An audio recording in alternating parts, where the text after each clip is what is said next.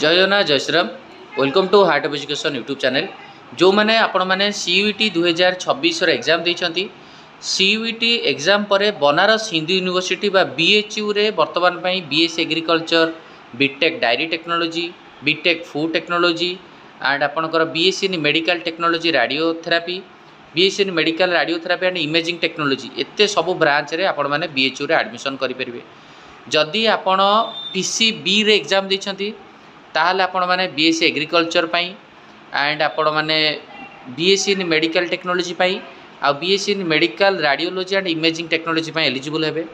जदि आपण पीसीएम रे एग्जाम देइछंती ताहले आपण BSc agriculture BTech dairy technology BTech food technology पाई एलिजिबल हेबे।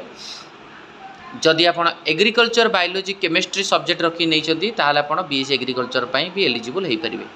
ताहले बीएससी एग्रीकल्चर पाई बोथ पीसीबी पीसीएम पिला एलिजिबल बीटेक डायरी टेक्नोलॉजी और बीटेक फूड टेक्नोलॉजी पाई केवल पीसीएम पिला एलिजिबल आ BSc in medical technology radiotherapy आ रेडियोलॉजी एंड इमेजिंग टेक्नोलॉजी पाई पीसीबी पिला एलिजिबल हेबे। बुझिला तो ये आपणकर रहिला बीएससी जो विभिन्न प्रकार डिग्री कोर्स रहिला आपण बीएचयू रे करि परिबे।